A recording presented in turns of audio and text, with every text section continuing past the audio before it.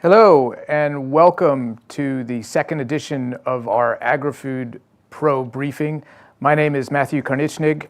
I'm the editor-in-chief of Euractiv, and it's my pleasure to invite you here today and to have alongside me our crack team of Agrifood reporters and editors. I think you all are regular readers of our Harvest newsletter. And you'll probably know this is a regular feature of your subscription and something that we plan to continue to provide you in the months ahead. We're at a very important time this week in Brussels. We have the European Council later this week, and we're also moving towards the end of the Polish presidency. We've got the Danish presidency coming up, and we want to discuss all of these issues, what it means in particular for the agri-food sector. And we're going to start with a presentation by Angelo and Sophia, and then we're going to invite you to ask questions. Just a reminder about the questions: you can ask them anonymously via Slido. You can also include your affiliation if you prefer. We're going to have plenty of time for questions after the presentation, so please do think of your questions. I think last time, Angelo, you managed to get through and answer all the questions. You had an answer for every question. Nobody was able to stump you. So we'll try to stump Angelo, Sophia, and we have Maria here as well today. So without further ado, I'm going to hand over the floor to Angelo. Thanks. Thank you, Matt. Yes, we when we thought about this this briefing, we were like thinking about a theme like from vision to reality, because it was a time in which we were noting from the drafts we could see a stark difference, let's say, between the draft of the documents we were seeing and the final draft. And this depends mostly on the budget. So we have seen this in water resilience strategy, on the European Oceans Pact. The draft we got and we published were far more ambitious than the final documents. And why? Because in the end, everyone is waiting for the budget. The budget is the biggest fish to fry, let's say, in these weeks. And of course, it's very important for the CAP, but not only for the CAP, for all the activities of the next mandate and of the next 7 years. So what we can say on that? The question I was asking myself, and we were asking ourselves, is about, okay, is the scheme where we have seen for the other strategies repeat for the vision? So also the vision will feel, let's say, the fact that we don't know anything yet about the budget, or will be affected by the budget plans. This is, of course, for sure. What we can say now is that at the moment, the latest say that the Commission will present the MFF, so the multi-annual financial framework, by mid-July, and then another part of it in September. So this is important, especially for the CAP. The Common Agricultural Policy, this is currently one third of the budget. There's been a lot of pressure these weeks and months from the, let's say, farming community to have some guarantees on the future of the budget for this policy. But then what we expect? We expect that will not be a big reform related to the budget. The budget will be there. The idea we made ourselves is that the reform is ongoing. It started last year, is ongoing already, and we can expect few adjustments, let's say, in its final form. Also, the debate was having the reform in July or having the reform beginning of September. also, if it will be in the beginning of September, I asked myself what can be the difference in terms of policy. The reality is that very likely the reform is already ready, and it will have very few elements very few new elements. But also, this theme from vision to reality is about something that the Commission was proud of, launching this debate, the so-called European Board on Agriculture and Food, that met on 19 June with the ambition to steer the process of CAP reform. But as Maria wrote, and I pass the floor to Maria now, something was not going as foreseen. Yeah, it kind of exploded last week. We reported on it. We tried to grasp the nitty-gritty on who's blaming whom for this failure. Also, it's pretty interesting that Commissioner Hansen was not in the last meeting of this board, so maybe this says a lot about how much the Commission is betting on this to fight polarization in agriculture. We'll have to see, because Hansen and also Commissioner Barelli made big promises in agriculture and food. They spoke a lot about trade, setting like stricter standards, imposing tougher rules on our trade partners. But then, as you see, this kind of like was watered down along the way. We've done this reality check on several occasions, seeing that at the end, maybe it's just an impact assessment. They will just consider taking action here and there. So we'll have to wait until later next year to see how the industry pushes, how the NGO does as well, if they manage to sit again on the same table and like agree on a joint position for the Common Agricultural Policy and others. In any case, we'll have to wait a bit to see if like the tense environment is back, it concerns around the budget, or if the dialogue can go on. And then, of course, beyond the Commission, we have the Council. I'm right back from the Council in Luxembourg. I interviewed the Danish minister, so the one who will be chairing the Agrifish very soon. And of course, we expected from the Danes like a very serious tone, very pragmatic. They want to deliver on key initiatives, notably NGTs. We followed gene editing techniques very closely because the polls, drove us a bit crazy with like several proposals on the table. So now it looks like it will be up to the Danes to like make hard choices and try to like seal an agreement on this. And of course, for the Danes, also very important to like kind of move away from the polarization around conversations about foods, plant-based proteins, meat names, and so on, as we published today in the interview. Some member states have been pushing very hard on this, but it looks like the Danes will be pragmatic and instead push Hansen on this protein strategy that is also very much awaited for especially NGOs, but also the industry. So we'll have to see. And then also the Danish minister was quite clear on this on what we in the newsletter today we described as this great green backtrack that is continuing. But on this, the latest, it's Sofia that has the latest. She has been following some interesting votes in the parliament in the last days. Mm-hmm. Yes, for sure. We all love to follow the CAP in the agri-bubble in Brussels, but there's so much non-CAP legislation that has a huge impact on agriculture, and that is that we have inherited most of it from the Green Deal and the Farm to Fork strategy that are now defunct. There are a lot of pieces moving. The big news last week, which I broke with my colleagues, was the EPP sending a letter to the Commission to withdraw green claims. Green claims covers many types of products in the EU market, and of course, agricultural products will have been covered too. Now, right now the green claims issue seems like the Schrödinger cat. We don't know if it's withdrawn or not.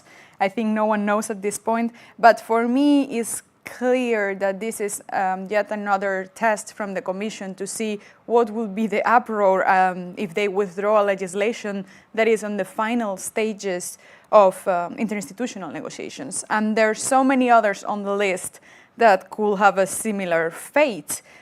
For instance, we know that it's in this EPP Russian roulette when they decided to send the letter for green claims. Our sources told us that soil monitoring and forest monitoring, which soil monitoring being with trilogues finished, was an option to call on the Commission to withdraw it. And also forest monitoring. These are two legislations that have a huge impact on agriculture and that many see as another burden for farmers, even though rapporteurs for soil monitoring, particularly the Renew Liberal rapporteur, has stressed that on soil monitoring, everything that affected farmers was removed during the trilogue. So withdrawing legislation like this will be a political symbolic push to show once again that the Green Deal is dead.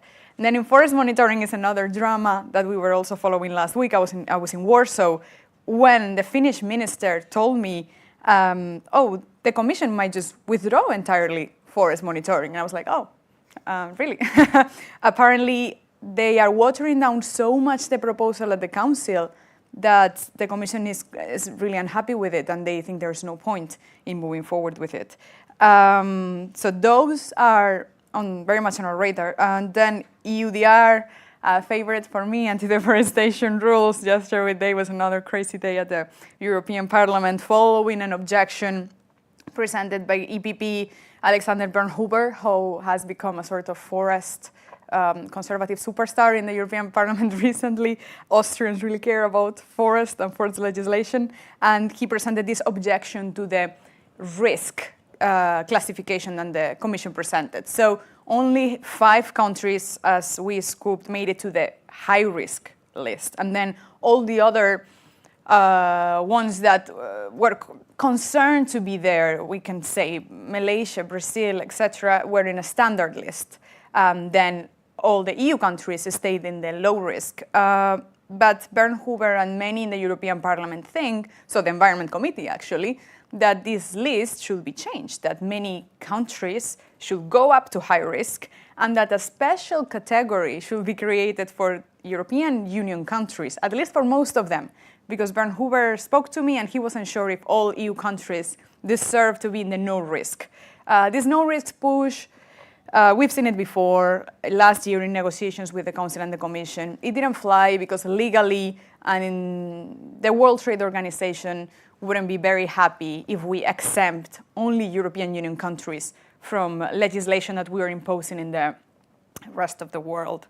So I'm speaking to many sources, and many see this just as another push to, at the end, just try to kill the enforcement of EUDR as a whole, even though the EPP right now say they don't want to kill it. They just want to amend it to make it easier to EU farmers to comply. But then I have other farmers, even Austrian ones, telling me, no, this is very easy to comply with. If I cut some wood from my forest, I only need to provide my address. So there's this clash of narratives on how implementation will work. And all these files, including animal welfare during transport, another one that is being discussed, and that the Danish presidency is not that sure they're going to conclude, that it has been discussed for 2 years pretty much, that ministers are not really on board with. We heard yesterday Spain, Portugal, Hungary, very close to calling for a withdrawal. We are monitoring all of this, and we are also aware that there's another omnibus for agriculture coming after the summer. So I think the real question is, will any of this legislation or part of them will make it into this second omnibus? Because Commissioner Hansen was very clear, the second omnibus will not include CAP-related, will not be targeting the CAP, will be for other legislation that for him is even more burdensome for farmers than the CAP. So what can be there? Will this be also targeting the biocontrol, making biocontrol substances more accessible for farmers? Yeah, that's a big one. So that's a roundup. I want to get to your questions in just a moment, so please don't be shy about getting on to Slido. I did want to start, though, with this overall theme here of this erosion of the environmental rules that we're seeing, and you, Sophia, called it the death of the Green Deal. I think some people would, in the Commission, would probably disagree with that characterization. But there does seem to be a lot of attention here, and if you take the example that you cited with the forests and the Austrian example, which is obviously a subject close to my heart, the region of Austria where my family is from is actually 62% forest. So this is a big issue, and you see it there as well, that on the one hand, people don't want over-regulation, they're always complaining about it, but on the other hand, they're complaining that global warming is destroying the forests. So what do you think the long-term trajectory of this environmental push that we've seen in the EU in recent years will be? Because every time they pass stricter rules on any front, really, there's then this kind of counter-reformation a couple of years later where we take one step forward and two steps back, basically. I mean, how is this going to pan out in the coming years, do you think? That's the challenge of the connecting security policy, making policy that can connect security and sustainability. I mean, if you look at the concept of food security, for instance, it's clear that sustainability is part of it, and this can be also broadened as an approach, but it's the big question mark. It's also the question mark that the Danish minister was telling Maria in the interview. He made a clear example. Innovation can help us, but from the point of view of policy,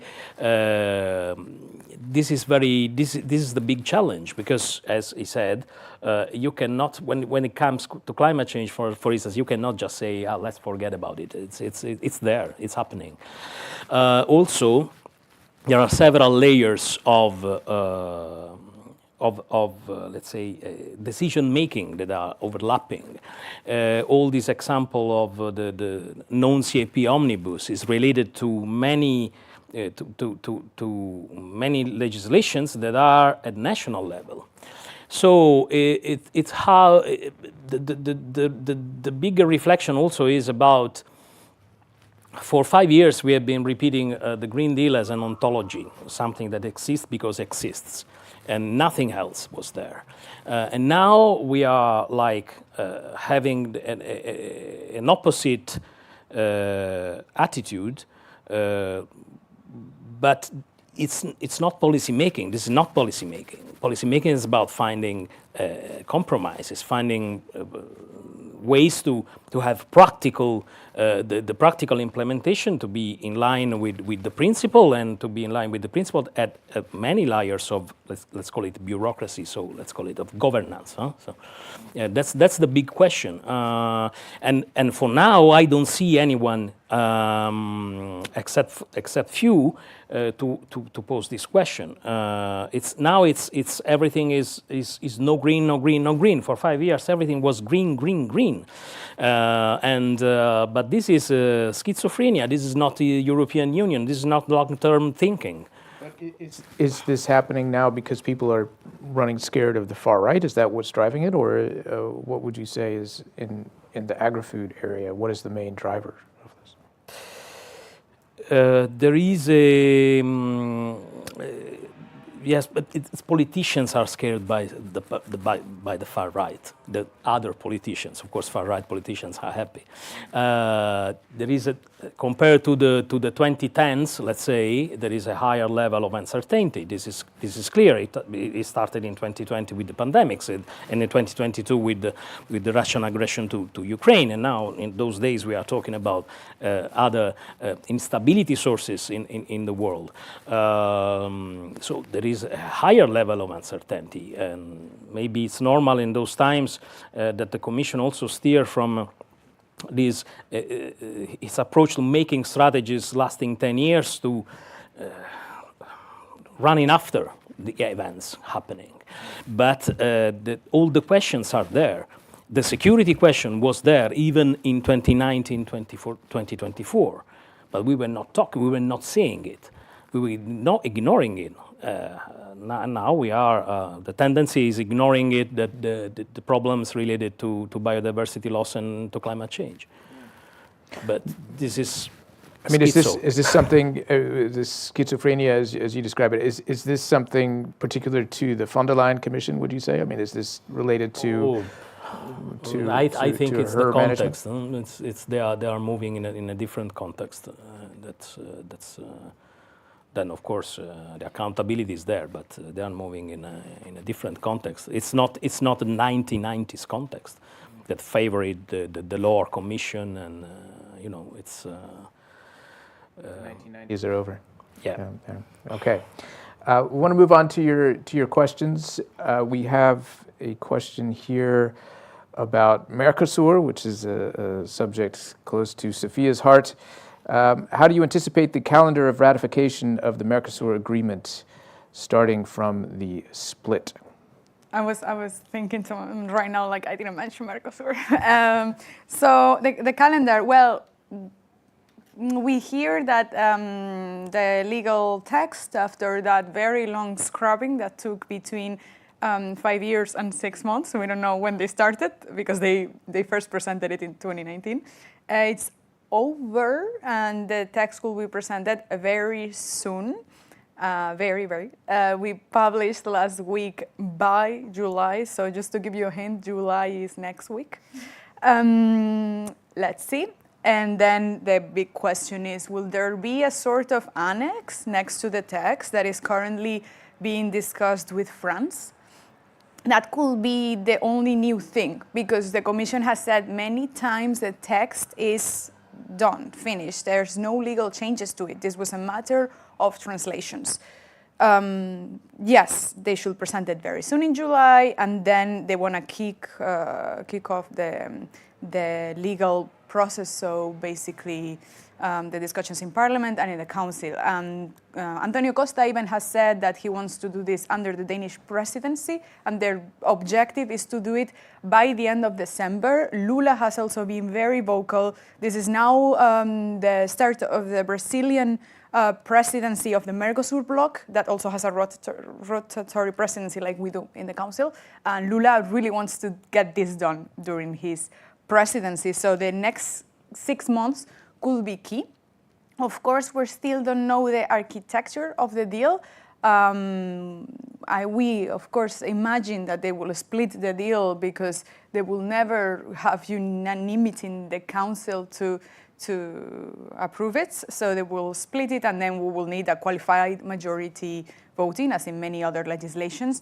But then the big issue is France, of course, and Poland as well. I think, and right now, the discussion is if the rest of member states will go against France. And when you speak to experts and like EU bubble watchers, for them it's very rare that in the Council, member states that go against France, that France is rarely on the losing side of Council procedures and votes. So that's the big incognita. I also personally don't think, and I spoke to many French people, lobbyists, politicians, they don't think that any annex will satisfy the French. An annex that is non-binding will never, Macron could never sell that as a win. Nothing will satisfy the French. So I think they need to appear like they are trying, they are negotiating with the Commission, and the Commission seems to be considering something. But I highly doubt this will get the French on board. And now the big incognita is smaller member states, the Netherlands, Bulgaria, Romania. There's a lot of uncertainty in what the smaller member states will do on Mercosur, and that will be they will be the kingmakers, probably, when it comes to the Council. So yeah, next 6 months, and keep an eye next week on Euractiv's website. Please don't be shy about asking questions. We could use a few more here. Otherwise, I've got to jump in and ask my boring questions. But I did want to touch beyond Mercosur on the potential for other deals in the coming years. we just had a large delegation of Indian officials here. The College of Commissioners went to India in February, and there seems to be a lot of sort of positive mood music there. But what's sort of the reality check on India in terms of the agricultural piece? Because, I mean, this isn't going to be easy if they try to pursue some sort of arrangement, I gather.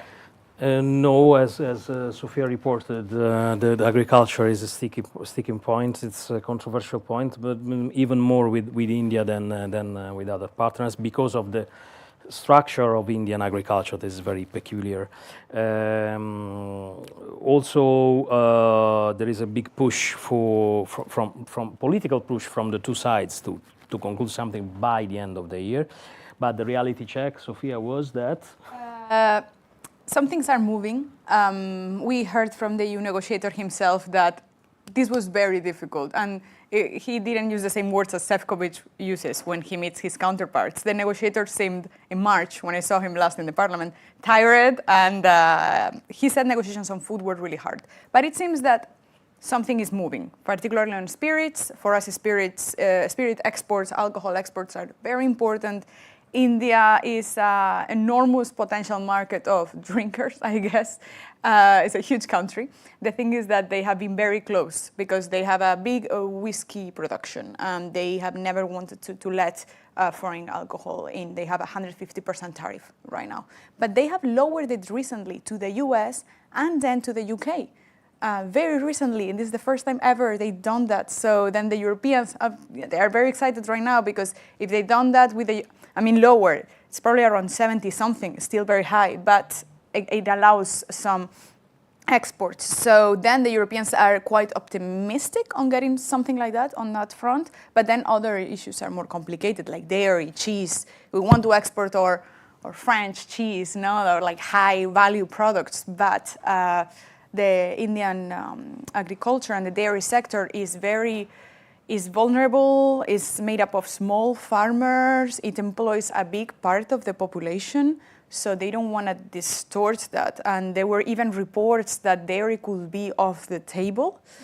When we asked this to Commissioner Hansen, he responded saying, well, then we can also put off the table sugar, which is very interesting for India to export. So tit for tat. We don't know yet what are negotiation tactics and what is reality. But things are moving, but it's not easy, for sure.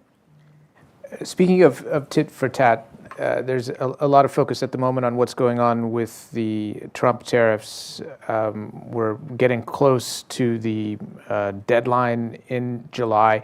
What is the expectation in the agri-food realm about how this will play out? How worried are people that this won't be resolved also peacefully?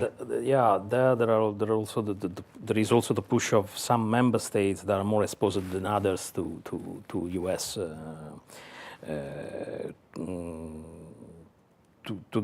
to the exports to the US. I mean, Italy, but also Ireland are very exposed to the US. So there is concern, but the concern comes also from the capitals, and there are others, especially in the Commission, for instance, saying, okay, let's see the bluff, because Trump in the end has always announced big things, but in the end, if he found deals or something like this, or something similar. Now, what's the nature of the deal? This is another discussion. What if there isn't a deal? I mean, if we're just to kind of imagine for a moment, and I think everybody realizes, this would be bad, obviously. How bad would it be, say, for the Italian agricultural sector or for the Spanish Rioja quite business? bad because let's not forget of the Italian migrants in the US, in North America, and in South America. That's why Mercosur is also important, but hardly can replace, let's say, the American market, not the US market. Yes, it can be bad. Now with the tariffs at 10%, maybe they are bearable in a sense.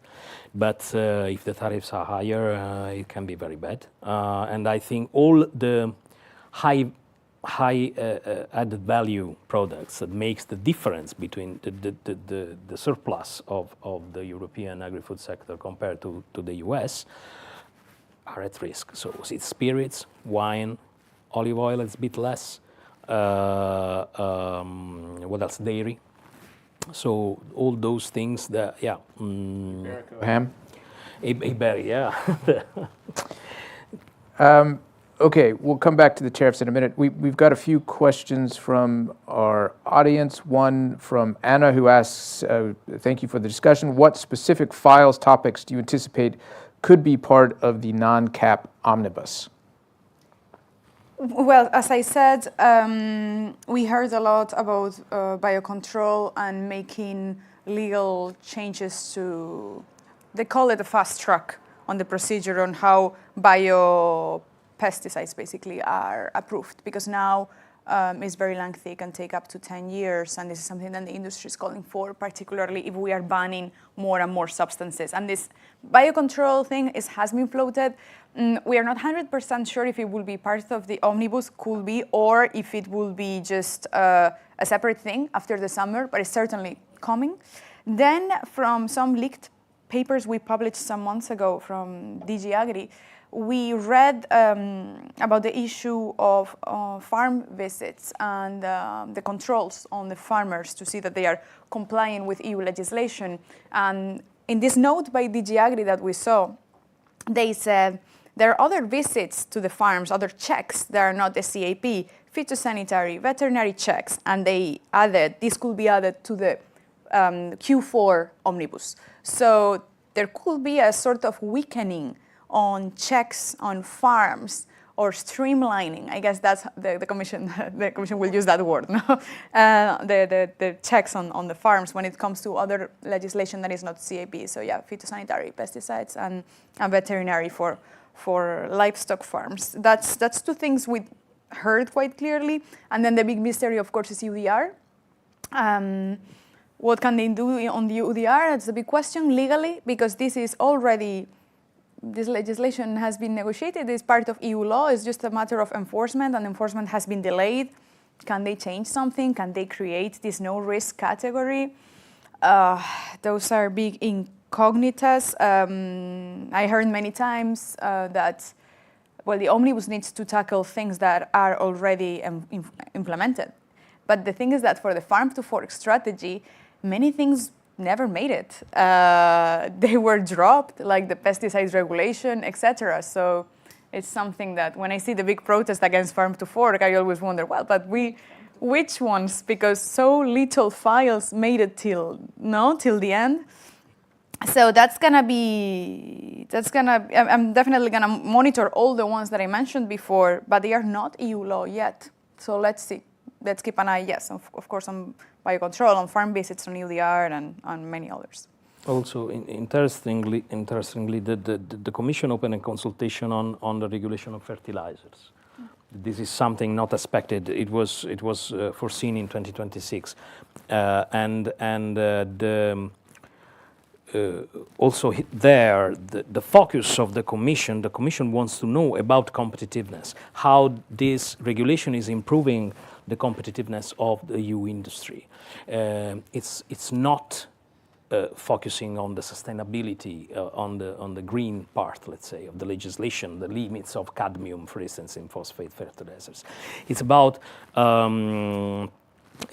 competitiveness, and it's about also adding new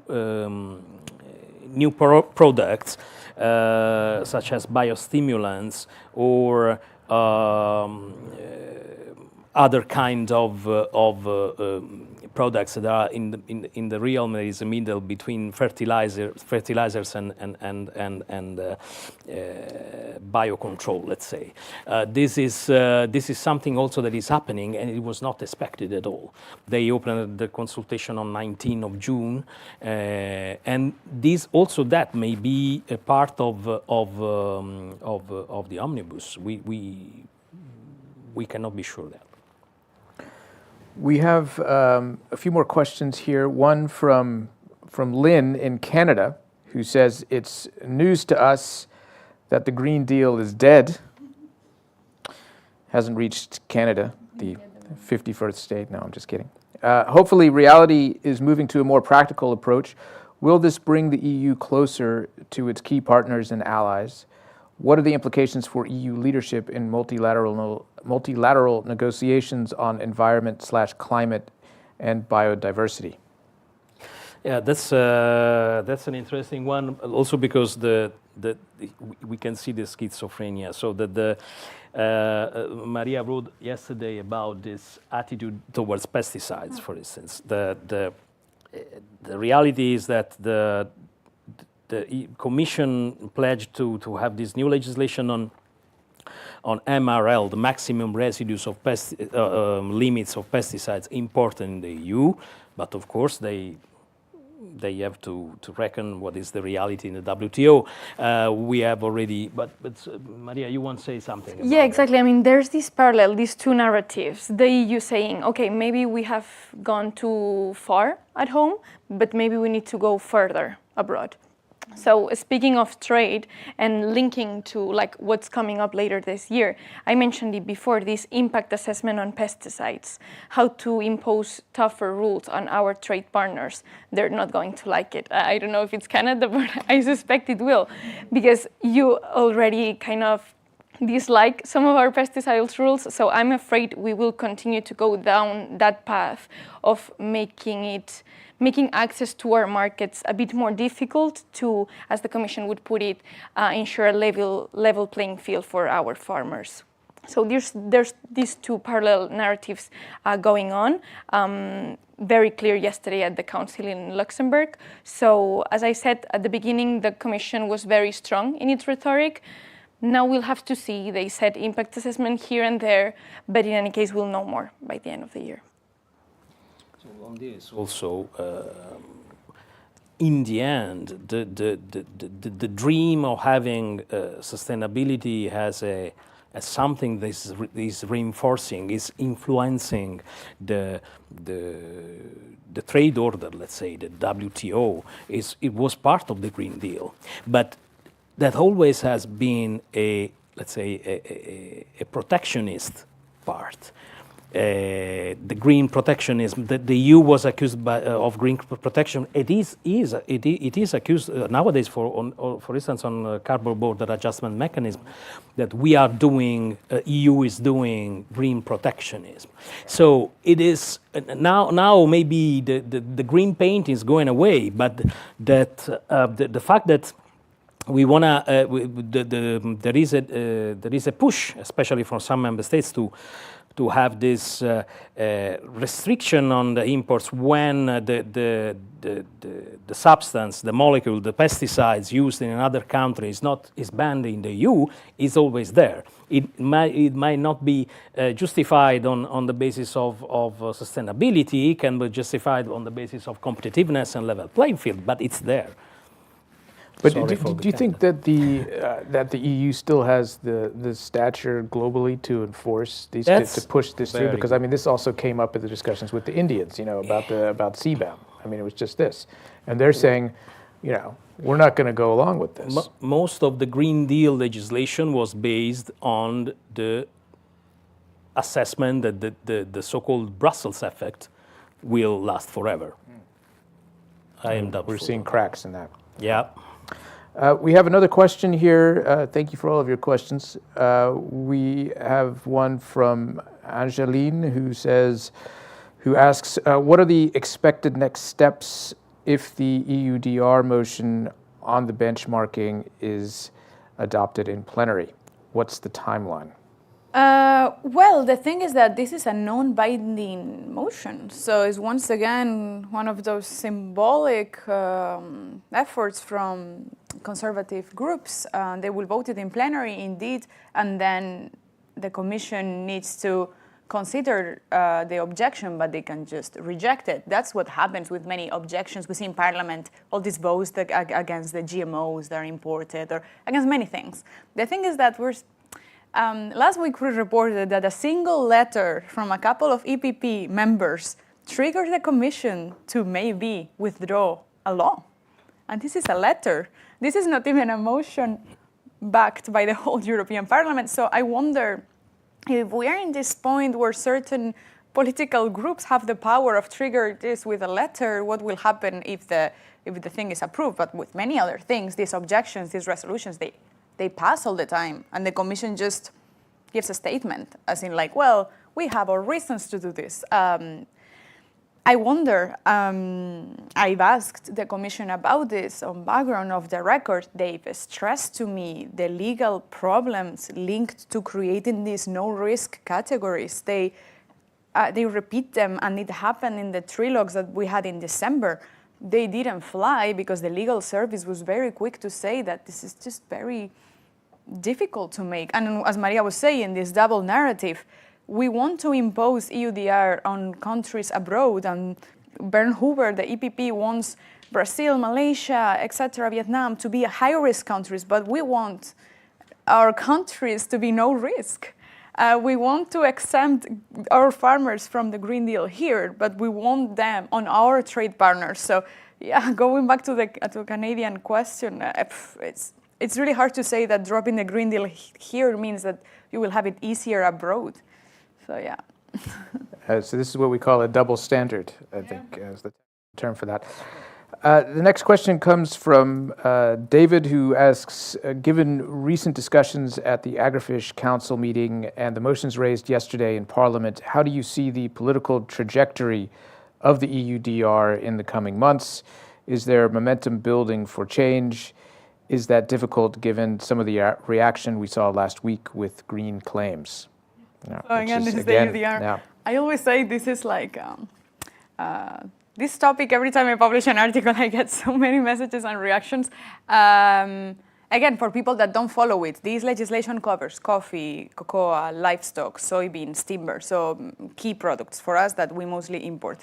Politically, there's momentum. Yes, I see more than last year, that's for sure. I see more actors mobilizing. I see the Commissioner of Agriculture being more vocal. He told me in an article I published recently something like, countries that have no risk shouldn't be burned, and that means he's sort of supporting this no-risk idea. This is funny because he was the rapporteur of EUDR, so the Commissioner created in the European Parliament EUDR, no? And now he wants to backtrack on it, okay. But Jessica Roswell was right next to him. That day I got very lucky. I got both of them at the same time. Doesn't happen very often. And she didn't say that. She is more reluctant. She considers that the guidelines that were published earlier this year are already simplifying things. And it's true. Some of these guidelines have gone a bit far. And they are clarifying things that even simplify due diligence in some cases. Some NGOs were like raising eyebrows on like, are these guidelines or, well, this is a battle I think at the Commission right now between Envy and Agri, and this is the usual. We saw it last term. There is momentum, but who will win? I think we'll see after the summer quite clearly. Okay. We have time for a few more questions, so please submit them now if you have them. The next question is about generational renewal in the agricultural sphere. What are policymakers doing to attract and retain young farmers? Will we have enough farmers in 10 years? I mean, according to young farmers, we're not doing enough, or they're not doing enough. Of course, we have the strategy on generational renewal coming up. They keep repeating autumn, but we don't have much more clarity on when exactly. And it remains to be seen. I mean, I've heard requests of like a clearer definition on what an active farmer is. For example, better access to land. The Commission has teamed up with the investment bank to like make it easier for young farmers to get access to credit, but it remains very much up in the air. As I said, this was supposed to be on the table of this board for agriculture, but dialogue exploded last week. So let's see if young farmers will be able to like retain their seat on the table and put their demands ahead of the proposal for the Common Agricultural Policy. Otherwise, they'll have to rely on the strategy on generational renewal, that it's still very much of an incognito. And on the CAP, on the future CAP framework, of course, that has usually some specific provisions for farmers, for young farmers, sorry. But also, you know, when it comes to young farmers, it's always something that everybody wants to support because it's a real problem. I mean, we have an entire generation of farmers going to retire in a few years. Who's gonna farm the land? But then, Let me just play devil's advocate on that because I wonder. I mean, is it really a problem? Because I mean, this is one of the things. If you look at Europe internationally speaking, and you see how fragmented the agricultural sector is in Europe, and particularly in many countries, and the reality is, we are subsidizing farmers to a great degree across the region, and it's very nice. In Austria, for example, I know the small farmers who have a few hectares. They're farming on the mountainside, and it's important to preserve the countryside and this type of thing. But it's not at the end of the day. Is that really necessary? I think we have this sort of ideal in our minds of the farmers and have had historically, and how important that is to society. But from a practical point of view, would it not be better to have fewer farmers, to have larger farms, to have more consolidation here? But this is not the European model at the moment. I mean, it's not the model. This is my question: is that demography is going to make it the model because people are going to die out, and then it can be. But so far the diversity has been the key of the success, also in terms of in economic terms. All the added value things that we have, all the diversity we have mentioned in dairy, in other added value products, it comes from this fragmentation. This fragmentation it means being vulnerable, being more exposed to global competition, but it also means being able to play in cards that nobody else has on the global stage. But do you think it is sustainable? I mean, given the demographic outlook and the fact that there aren't enough young farmers. I mean, who wants to get up at 4 o'clock in the morning to go and milk the cows?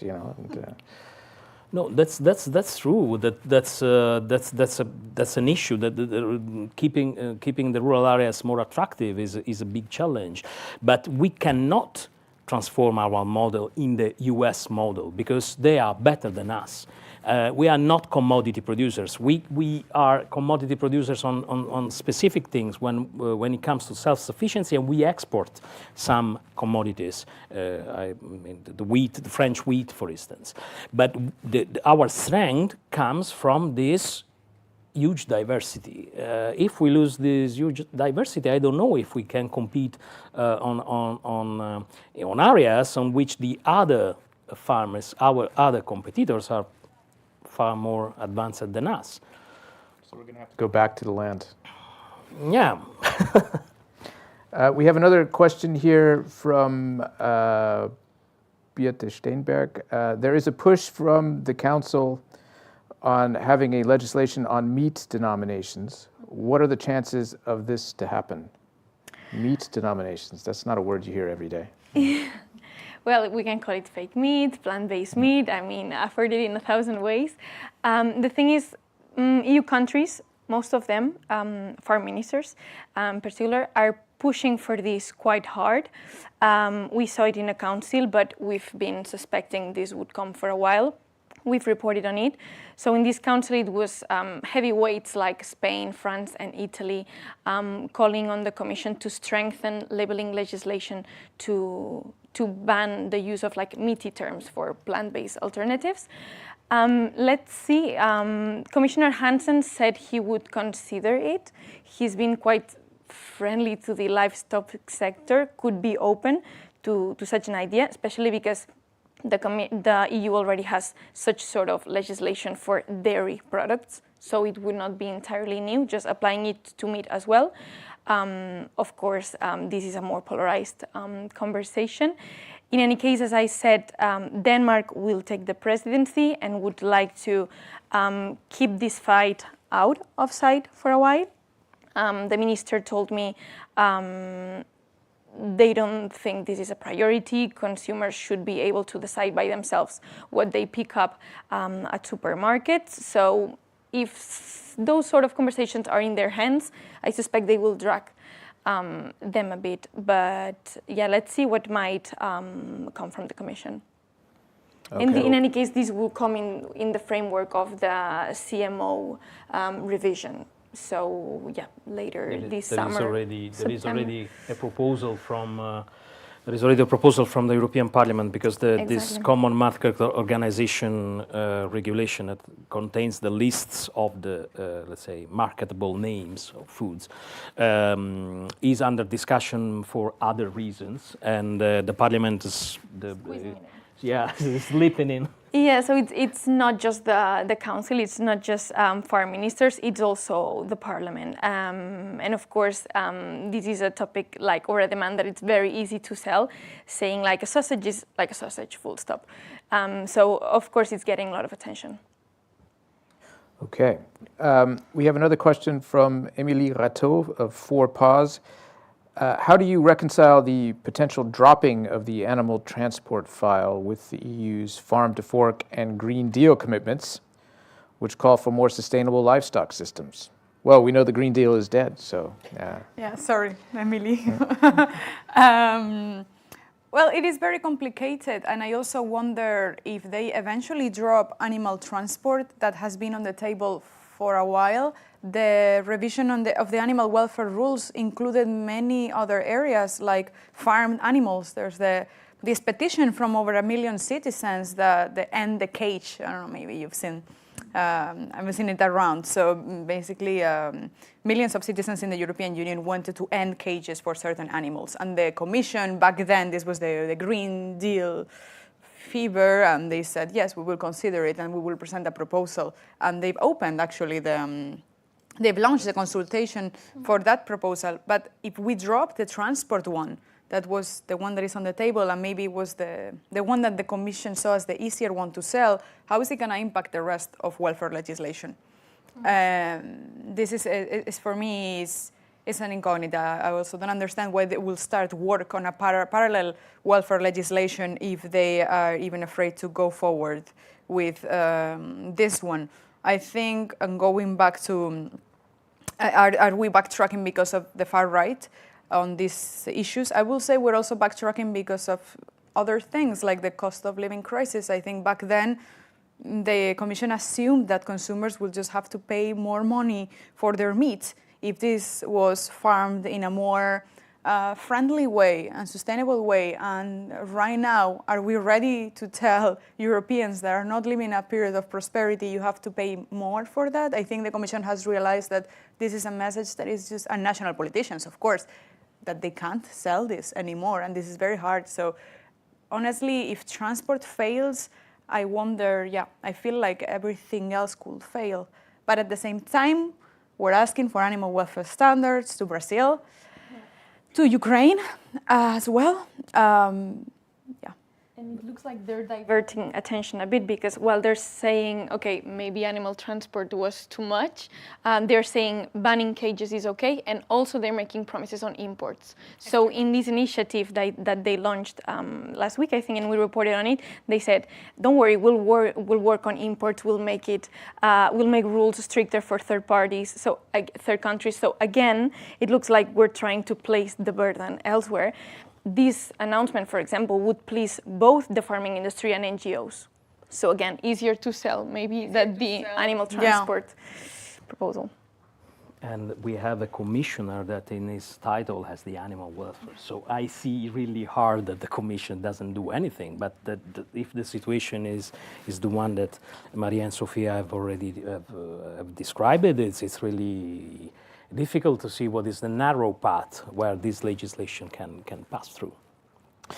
Speaking of the Commissioner, we have a question from Paul-Henri Lavat. Commissioner Hansen mentioned several times he wants to act on reciprocity in trade for pesticides and animal welfare.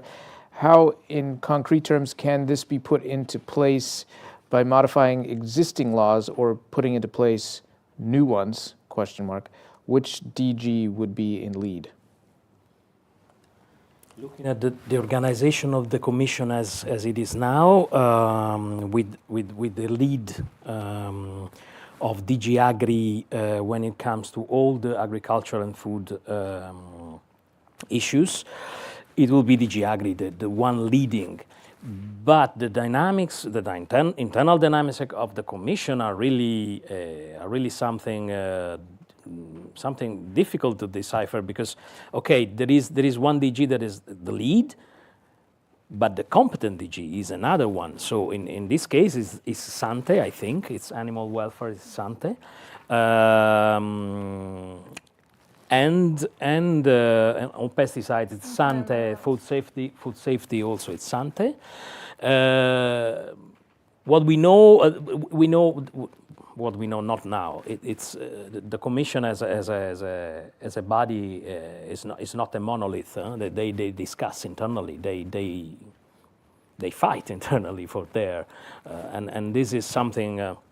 That maybe was one of the shortcomings of the Farm to Fork. They were pushing for, the Commission was pushing for this holistic and comprehensive approach when the files were fragmented on many DGs. But okay, this is the past. For now, I would say, I would answer DG Agri on the lead, but DG Sante is still there, and DG Sante, as far as we understand,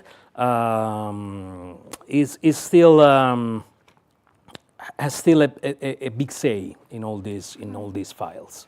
In any case, either Commissioner Varelli is going rogue, or DG Sante would be very much aligned with DG Agri on these matters, because in terms of trade, they are like pushing for the same narrative, I would say. We discussed the clash with ENVI. I don't see that coming for DG Sante and DG Agri in this, because the intentions look quite clear. Let's see what can materialize, of course. I think that the tension point will be with trade, with DigiTrade. I think that's the big one, because we're speaking about imports at the end and putting more barriers, let's say. It depends also on the political head. For instance, on Ukraine, what I've heard is that for the first time, usually in trade you have DG Agri is more protectionist and DG Trade that is more pro-trade. But in Ukraine, I've heard from different sources that it was the other way around. The push to close to Ukraine came especially from trade. But this is what I heard. This is over the transom, you were saying. Yeah, that's right, over the transom, yeah. So speaking of Commissioner Hansen, I think it's still early days. Obviously, we had a nice event with him recently where you were able to grill him on stage a bit. I'm going to put you on the spot a little bit here. What kind of report card would you give him so far at this stage in his term as commission? What kind of grade would you give him in terms of how effective he's been? Not whether it's good or bad, but whether he's been able to really kind of push his agenda forward. Do you think that he is sort of outperforming or underperforming, or what is the word on the street? The word on the street. This question brings us back to the different, from the vision to reality. When it comes to public relation, he is unbeatable. He is loved by anyone. He is very good, but the moment of the truth is approaching. I don't know what will happen if the CAP budget will not be ring-fenced in the MFF, and what happens. We made many efforts to let him say this clearly. If the CAP will not be like it is currently, so a two-pillar CAP, we pushed him to say that. In the end, after the attempt in our conference, and then after another attempt and another occasion, he said that no, I want a two-pillar CAP ring-fenced with an adequate budget. So. He stated this clearly. What happened if this is not the reality of the MFF? That's the word of the street. We like him, all the farming community, we like him, he's fantastic, but this is the first real test. Will he be able to influence the MFF in a way that is positive for the CAP, farmers, and so on? We're going to have to leave it on that cliffhanger. Thank you all very much. Thank you to Angelo, to Maria, and Sophia.